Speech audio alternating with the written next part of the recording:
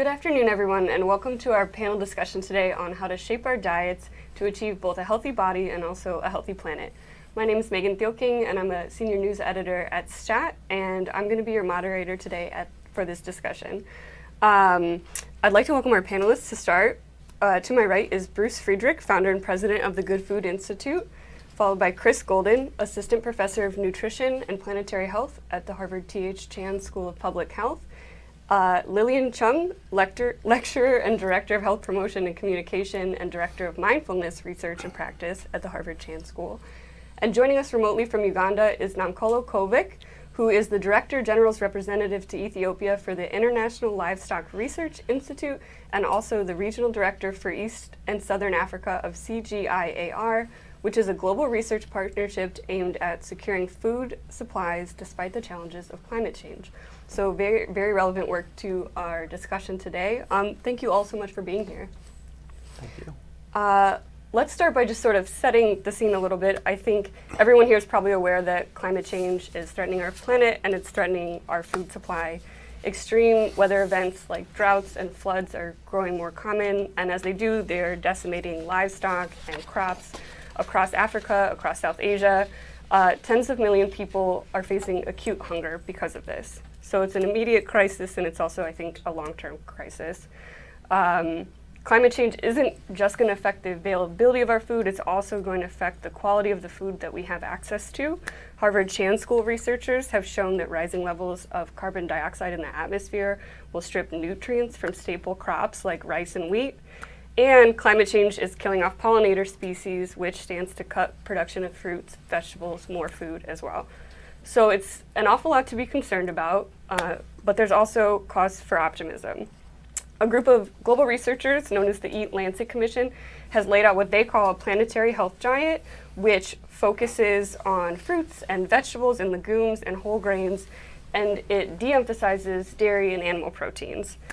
Their argument is that widespread adoption of this would not only save lives, but also preserve the environment. So let's sort of dive right in at that high level and talk about what kinds of diets would be good for both our bodies and our planet. What does that look like to each of you? And Bruce, do you want to start? Yeah, I mean, I think the Eat Lancet report gets it right. In the interest of time, I'll just underline fundamentally one of the issues with how broken our food system is just the vast inefficiency of cycling crops through animals. So in 2009, we cycled about 275 million metric tons of corn and wheat through animals. Now it's north of 1 billion metric tons that are cycled through animals. There's another 270 million metric tons of soy that are cycled through animals. So everybody in this room and probably everybody watching is aware that the war in Ukraine has displaced something like 50 million metric tons of wheat. And that has put famine on the front pages of newspapers all over the world. We're literally feeding 25 times that many crops to farm animals, to chickens and pigs and other animals, in a relationship where it takes 9 calories into a chicken to get 1 calorie back out. It takes 40 calories into a feedlot cow to get 1 calorie back out. And in the rest of this panel, we'll be talking about some of the other implications of that inefficiency. It's one of the focuses of the Eat Lancet report and the Eat Lancet Commission. And Chris? Thank you. I completely agree with what Bruce said. I think that there's also a chance to emphasize the need for having contextual information on cultures, economies, geographies, ecological systems that will produce sustainable diets. There's not going to be a one-size-fits-all solution to every society in the world.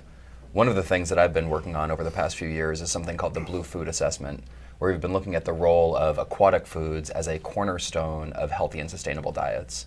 And what we've shown is that if you optimize food systems to try to minimize environmental impact, maximize nutrient supply, and really cater to both of those things, aquatic foods really fall to the top, where things like bivalves or small pelagic fish like sardines, anchovies, mackerel, and kind of that idea of eating toward the bottom of the food chain can be an extremely efficient way of delivering nutrients to people who are the most vulnerable for deficiencies.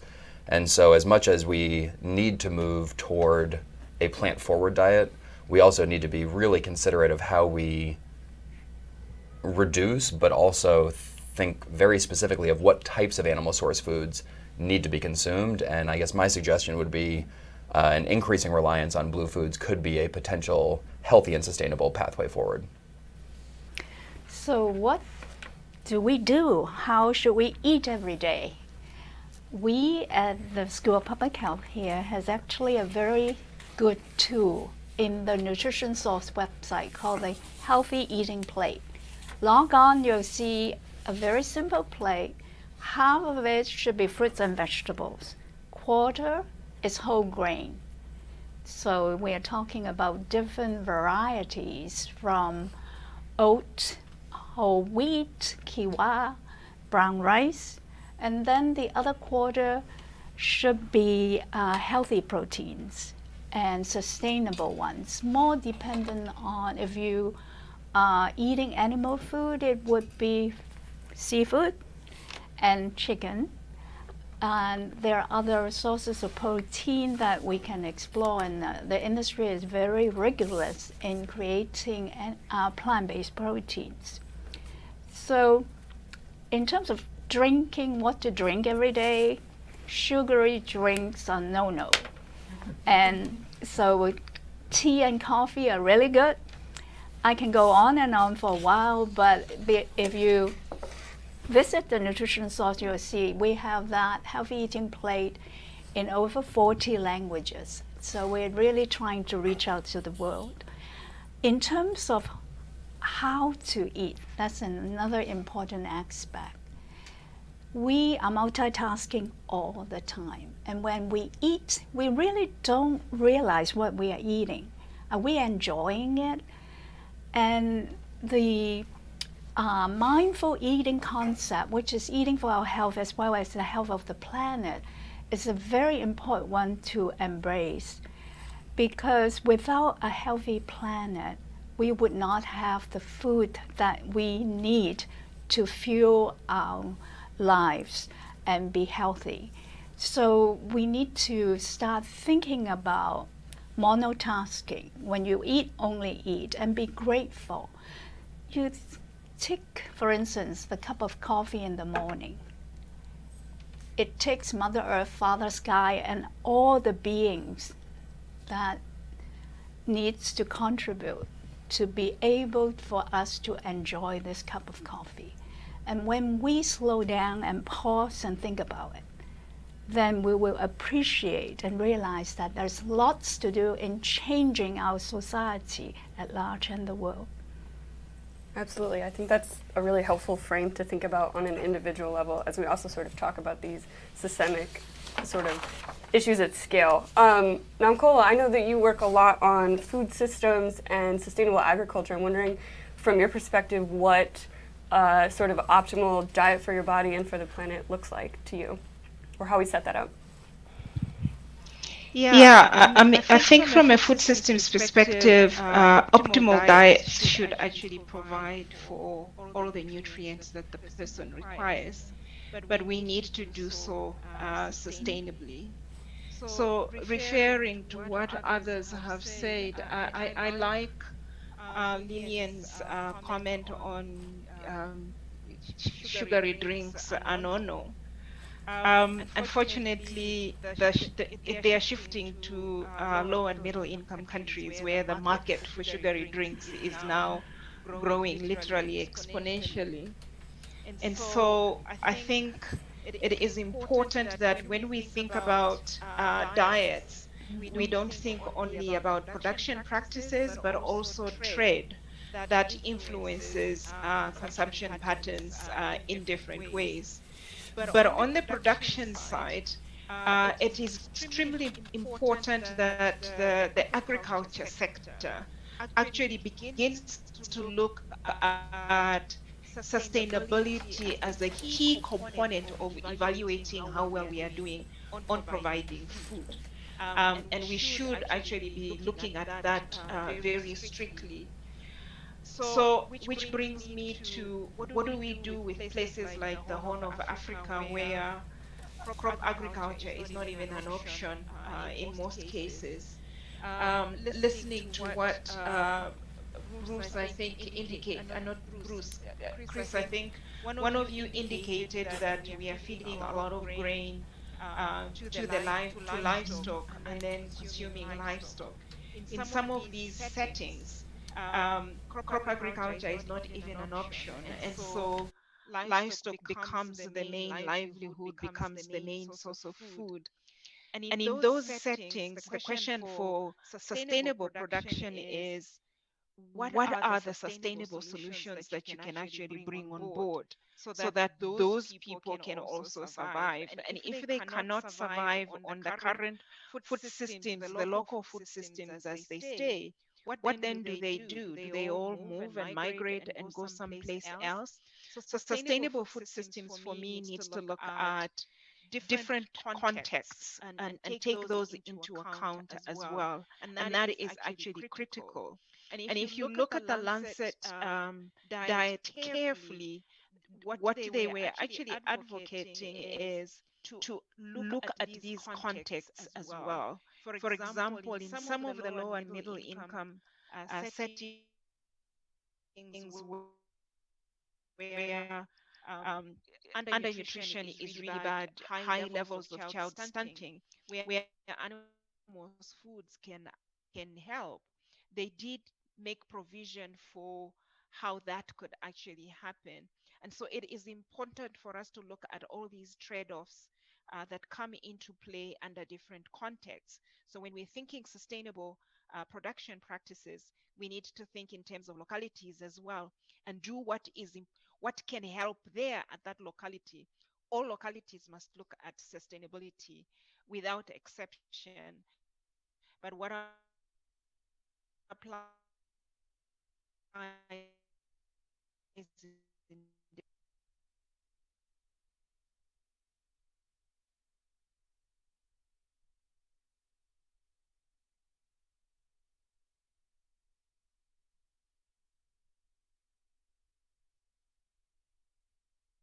on the panel, specifically in the areas that you all specialize in, how do you think we can handle this issue of food justice and making sure, if we're talking about seafood sources, that they're equitably accessible, or cultivated or lab grown or plant-based meats, that they're equally accessible? What does that work look like?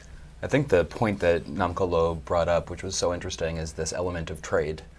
And so if you look at Pacific small island developing states and their food systems, they have an abundance of wild capture fisheries resources. They have the largest exclusive economic zones in the world for fisheries, and yet the vast majority of those fish are exported to countries that very often do not need them from a nutrient standpoint. In return, there are perverse agricultural subsidies that then bring in things like Spam, white rice, ramen, mutton flaps, turkey tails.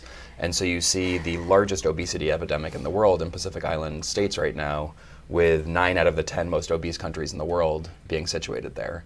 And so we really have to be careful in terms of considering the role of trade and thinking about benevolence when we are setting up these policies, so that countries can retain and maintain control over the abundance of natural resources that can be providing nutritional benefits to them. And thinking about this again through the lens that Bruce brought up, as much as we should not be overemphasizing the role of crops to feed animals, to feed people in very inefficient ways, particularly in places like the global north, we are also doing that similarly with the aquaculture system, where we are harvesting food-grade fish, and very often the percentage of fish that go into fish meal and fish oil, roughly 90% of that is either food grade or prime food grade. That is then channeled into aquaculture products that are converted into more palatable species for a more Western consumer. And so the issues of environmental justice that underlie that production process and that trade process are really important to understand, because if the kind of forage fish that were collected from the origin country stayed in country, then many of these issues around micronutrient deficiencies might be averted. Yeah, I mean, that's such critical points. And just underlining, I mean, I mentioned that somewhere on the order of 1.25 billion metric tons of corn, wheat, soy is fed to farm animals. It's almost 80% of soy.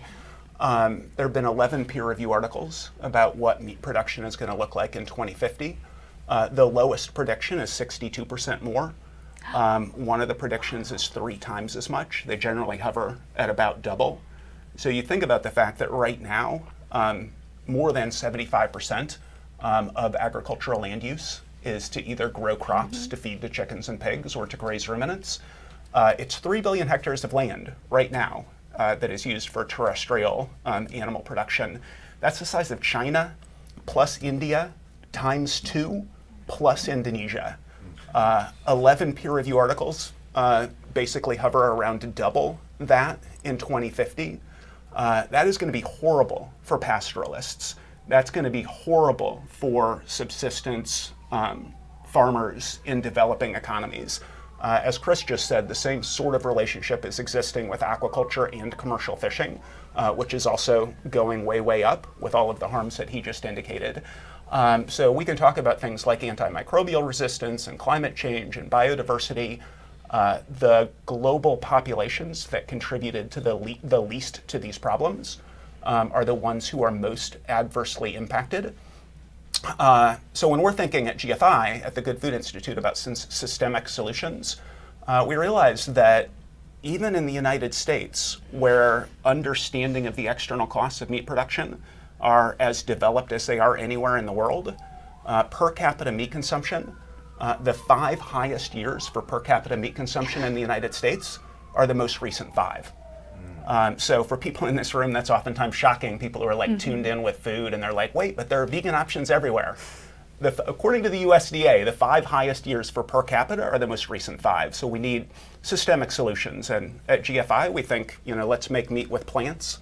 Let's cultivate meat with cells. Let's give consumers exactly what they want. Let's undercut on price. So just like renewable energy, the idea is to replace fossil fuels with renewables, just like the idea of electric vehicles is to replace gas-powered cars with electric. We can win in the marketplace with alternative proteins, and we think that's a big part of the solution. And talking about food equity, I think we need to also address food waste. It's a huge issue around the world, and it spans from along the entire sequence of food production, from the farm to the distribution center, depending on the climate, whether the products will be deteriorating, the pest control, and molds. So, and also at the home level, how we work with our food, discarding maybe too much. So, and it contributes to food waste. So every one of us around the world could be doing something to lower the amount of food waste. And the Eat Lancet Commission actually suggested that there will be technological advances that could help, but also consumer campaign worldwide, along with public policies. And it's really interesting. NPR just reported that there is a hearing in Beacon Hill right now at noon starting about this new bill, the ordinance taking place that addressing 500 large food generators from supermarket, wholesale food vendors, large restaurants, hotels, hospitals, and colleges in Boston. The discussion is they would be required to donate all edible foods that they would otherwise throw away under a proposed ordinance that 2 Boston City Council members plan to introduce. So it's happening, the discussion is live right now. And I still remember from my elementary school days, there was a poem in my Chinese class that talked about every kernel of rice is a lot of hard, loving work. So I remember that well, and so education is also very important. Yeah, absolutely. And I'd love, later we're going to talk about individual diets and sort of personal level choices that we can make, so I'd love to circle back on food waste when we do that, so no one let me forget. I want to jump back to something Bruce introduced, which is the concept of what food production systems right now take up. They take up an awful lot of land, an awful lot of ice-free land. They account for the majority of water that's consumed across the planet, and they also are responsible for roughly a third of greenhouse gas emissions. So this is a very large, sweeping problem to ask you to fix in a few sentences, but what are the best things that we can do to adapt our food systems to take less of a toll on the environment itself? Anybody can start. I mean, I think there are a lot of solutions, and obviously there are no silver bullets, so that's a critically important concept. And we need an all-of-the-above strategy, also, I think, a critically important concept. But building on what I said a second ago, at the end of the day, the polling is in. However much the people in this room and the people who care enough to tune into into an event called Eating for a Healthy Body and a Healthy Planet may wish it weren't so, it is inexorably true that as economies develop, energy consumption goes up, miles driven and cars sold go up, and meat, dairy, and egg consumption go up. There's something about human physiology or human psychology, I don't know what it is, but it is just going up. We now know how to use food technology. Meat is made up of lipids, aminos, minerals, and water. We can biomimic the precise meat experience using plants. It's a new concept. This is not, your grandfather's veggie burger. This is literally when somebody sits down, they can't tell the difference. But it doesn't require antibiotics. It doesn't contribute to pandemic risk. Requires a tiny fraction of the land, a tiny fraction of the water, causes a fraction of the direct climate change, no ruminant methane emissions whatsoever. And for people who want to eat actual animal meat, we can cultivate that meat directly from cells. And because these processes are so much more efficient, in addition to slashing biodiversity loss contribution, in addition to slashing direct climate emissions, as it scales up, we should be able to win in the marketplace. It should be the third leg of the climate stool for policymakers, because a third of climate change is attributable to food, and 60% of that is animal agriculture, before you even get to land use change. So policies focused on incentivizing R&D in this regard, and policies focused on incentivizing private sector activity, the same things that have worked for renewable energy and electric vehicles. Yeah, absolutely. And it looks like we have Namkolo back. We are talking about what we can do to make our food systems more sustainable. And you were touching on this previously, and I'm wondering if you have more specific thoughts on high-level policy changes that you think would be very impactful. Yeah, I think if I think in terms of where we are on food production, we are using a lot of land, but we are still clearing even more land to add to the agriculture production space.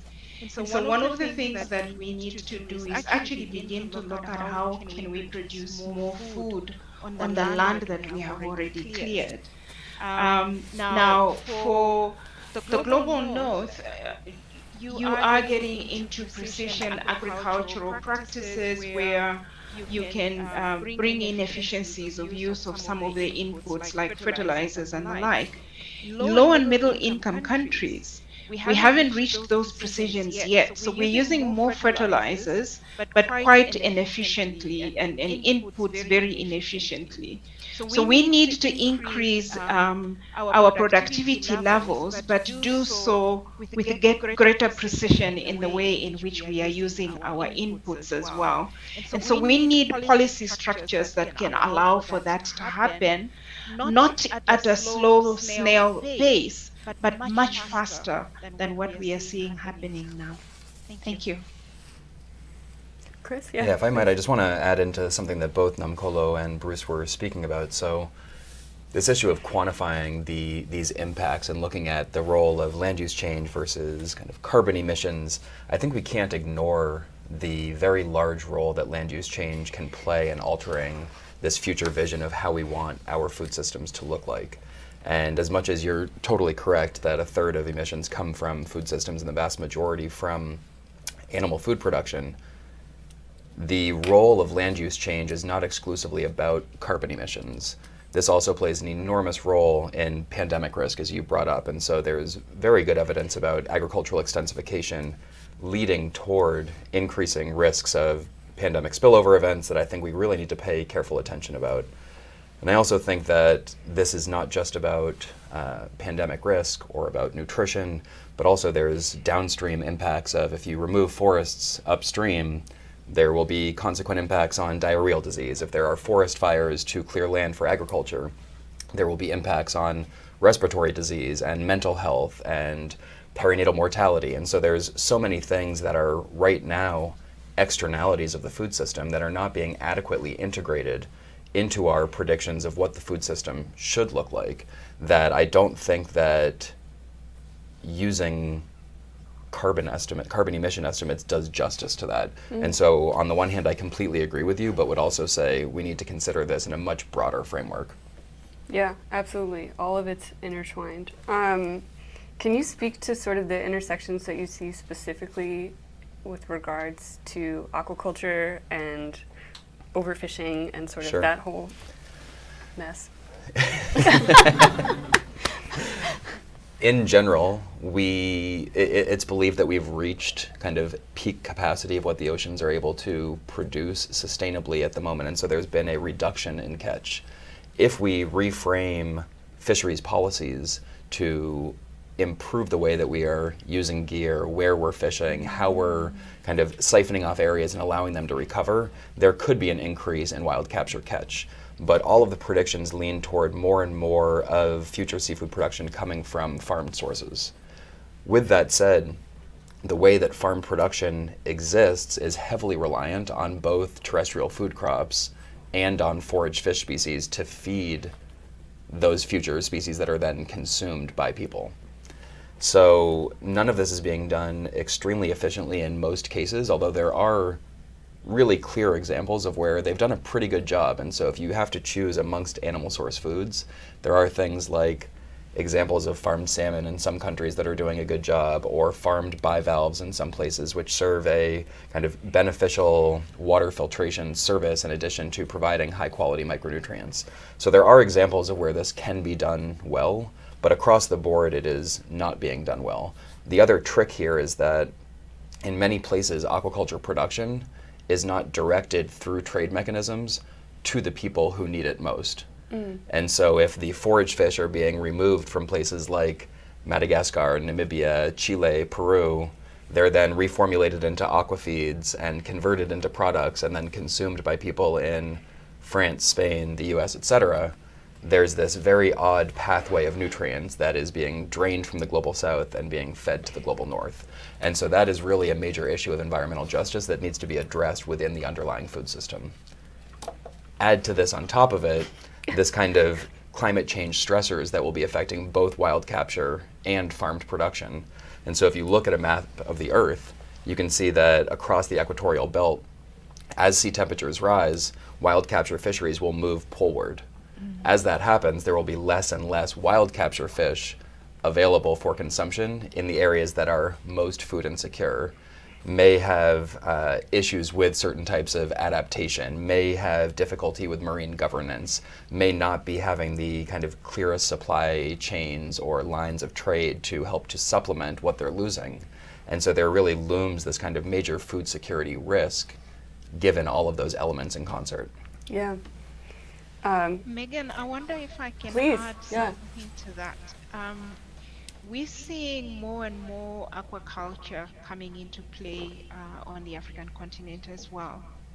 But I think some of the things that we need to do now is actually look at what that does to the water quality where they are actually doing this, especially when they are using ponds next to large water bodies like lakes and rivers. And so while it's catching as another source of protein, we are not doing as well in terms of putting in place the sustainability components of that to make sure that we don't create new problems while we are trying to solve another.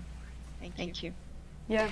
Can I just super quickly, GFI GFI as an organization is basically a think tank and scientific body for making meat from plants and cultivating meat from cells, and we have a significant wing that is focused on seafood, and we call it our Sustainable Seafood Campaign. And if you go to gfi.org/sustainable seafood, there's a lot of activity. So everything that I was talking about with regard to terrestrial animals also exists with regard to sea animals. Yeah.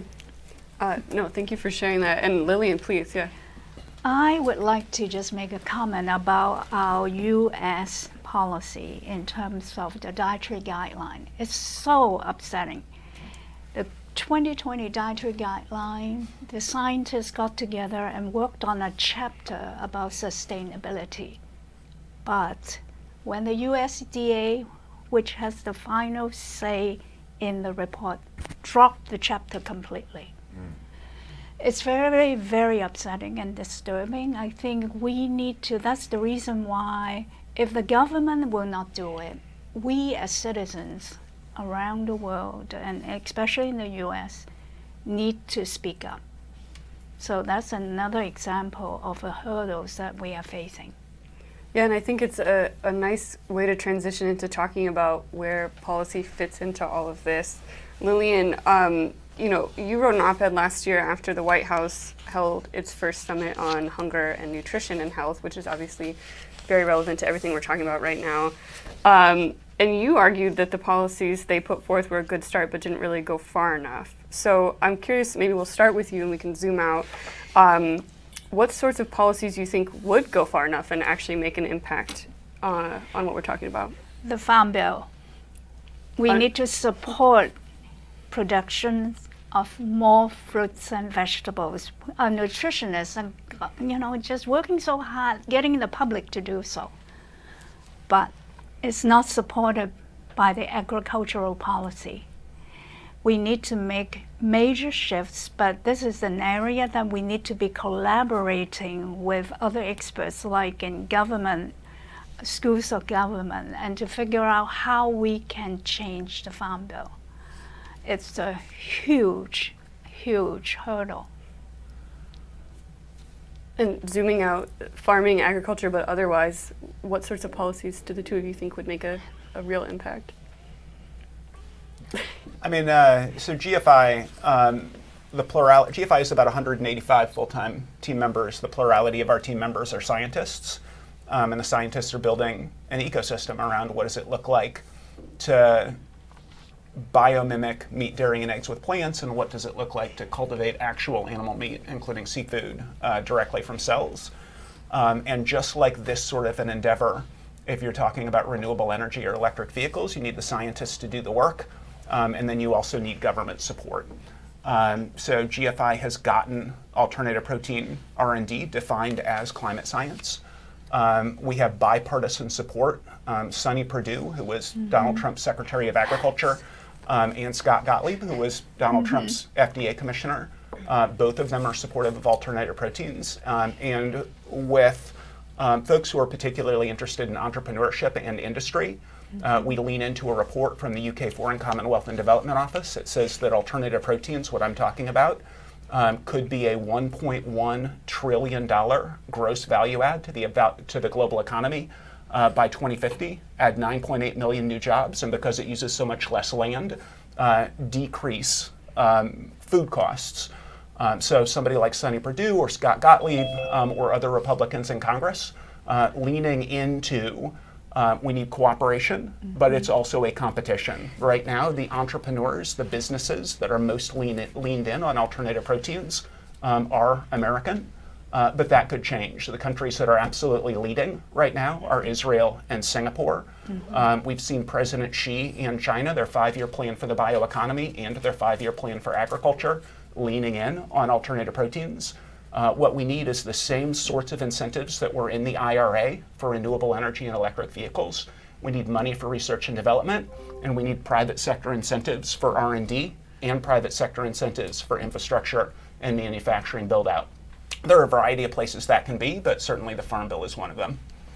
So Bruce, I have a question for you. If you look at the most rapidly growing economies when it comes to increases in consumption of animal source foods, red meat, poultry, etc., it's not necessarily the countries where these places are operating. And so much like we brought up with the aquaculture products not necessarily being destined or able to easily channel down certain trade networks, what is the vision for these sorts of products to benefit countries in the global south that will face issues of what to do with their own food systems as well? Yeah, that is a big picture question. The short form answer to that is that the answer to the question is very similar to answers around things like renewable energy and electric vehicles, where the countries that have most contributed to the problem need to be the countries that are focused on solving the problem. So it is the countries that consume the most meat, dairy, and eggs. So most of the growth that I was talking about, 60 to more than 100% growth by 2050, most of that is in developing economies or middle-income countries, not in developed economies. But developed economies, they're down here, and developed economies are up here, and we're not going down. We're basically sort of plateaued. We're going up just a little bit.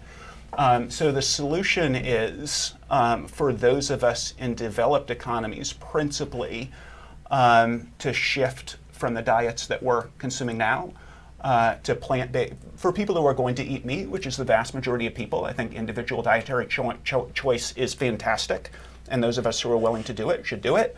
But we also need products that basically make it easier for people to decrease their contribution to these various harms. So shifting to plant-based products, plant-based meat, dairy, and eggs, shifting once they're available to cultivated products, and government helping to make that transition possible as sort of the short-term solution. Thank you. I wonder, And Kolo, from a, I don't know if we can hear you. Can you, from a global perspective, we're talking just generally what policies would incentivize some of these changes to the food system? I think the policies that we need in terms of incentivizing changes in food systems is looking at providing support to producers to be able to make the transition. And I think there are policies there that can actually be put in place. When we are thinking in terms of input use, we need to think in terms of sustainability components being able to operate within planetary boundaries and be able to come up with limits. For the global north, I think what you need is limits.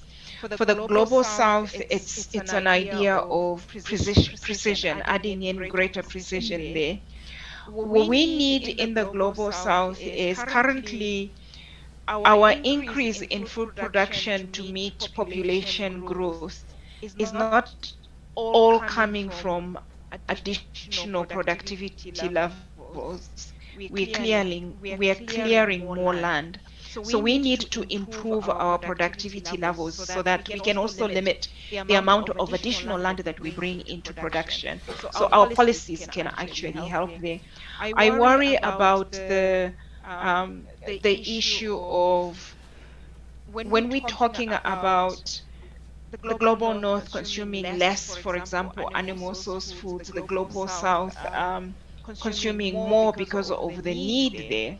I think we need to also be careful with the fact that even in the global south, we do have subsectors.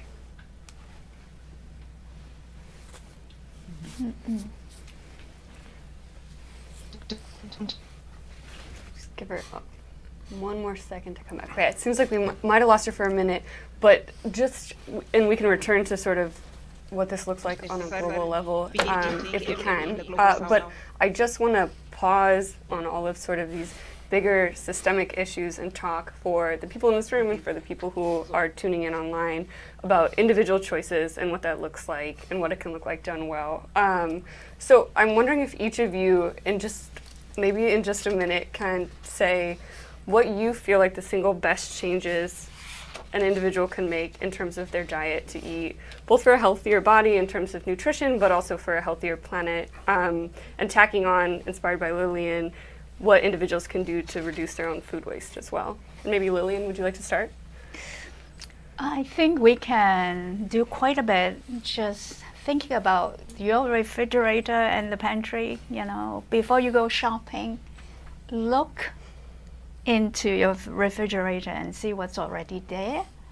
So you don't duplicate what you buy, and try to minimize food waste that way. And also, as you go into the supermarket, stick with your shopping list, because the food industry loves for you to buy all those snacks that are not so great for your health, and all the drinks, and they are at eye level and checkout counters that you will be seeing it, glaring it in your face. So it's important to be mindful about it. And just because we are in a hurry, we need to also pay attention, because once you get in the house, your children may be just, drinking it up and having it. So that's what I think will be a good strategy.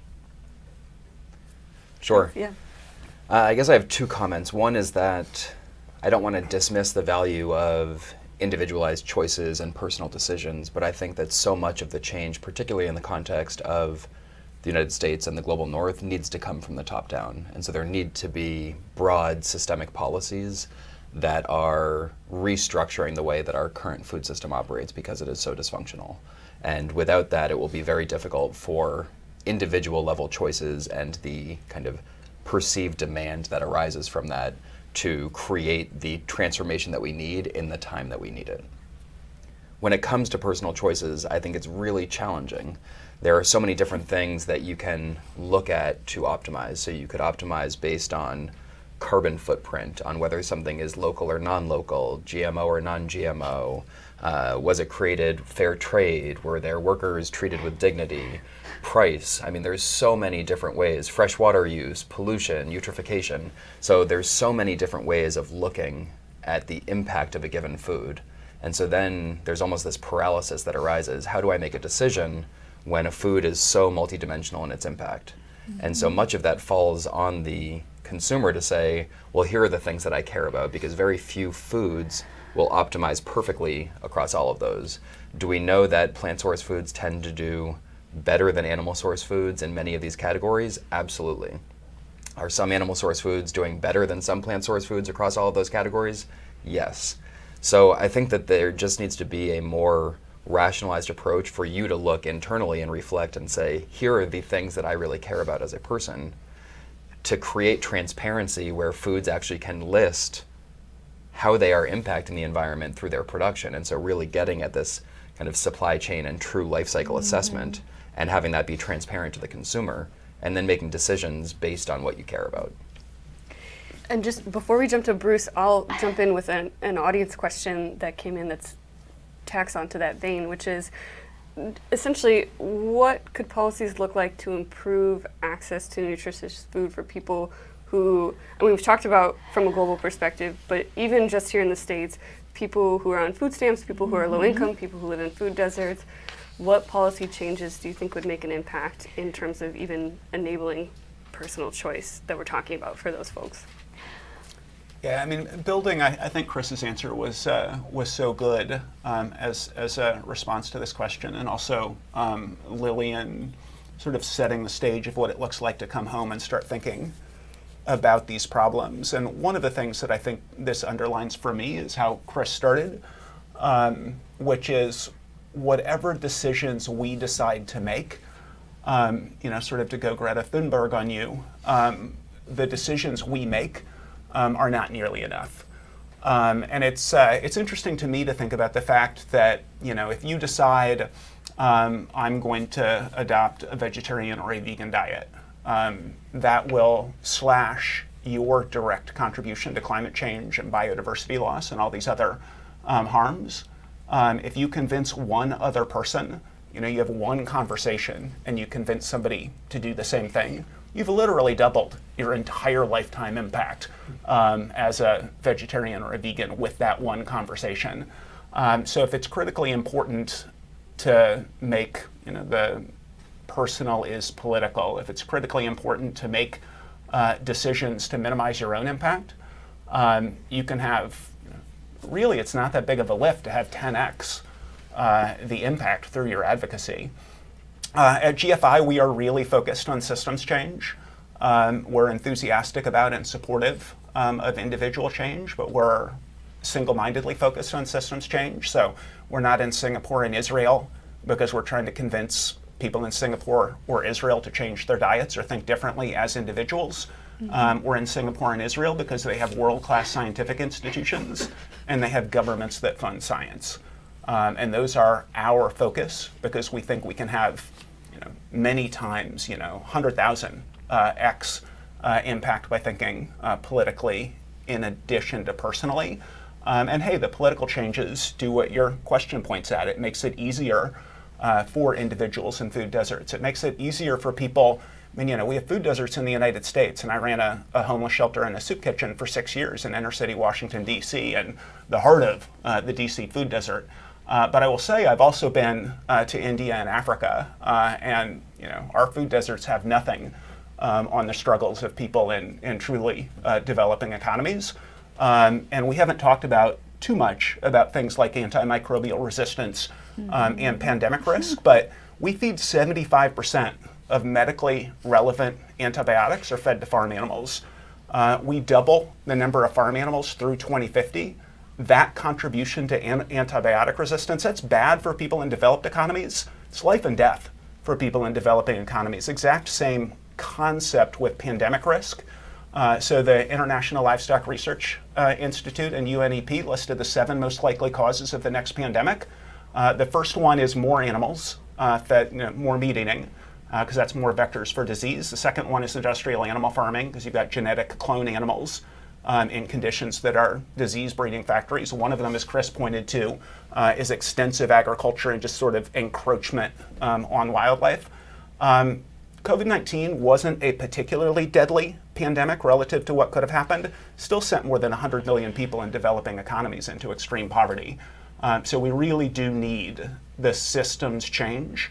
And the biggest and most impactful and most important systems change could be shifting how we produce meat in the same way that we're shifting how we produce energy or shifting how we make transportation. I would like to mention on the upbeat side, at least in Massachusetts, we are quite progressive and really considerate. Our Massachusetts government actually have a HIP program. It stands for Healthy Incentive Program. And what it does is that when you use food stamps or SNAP dollars, and if you go into farmer's market and you buy the fruits and vegetables, they will double up the amount.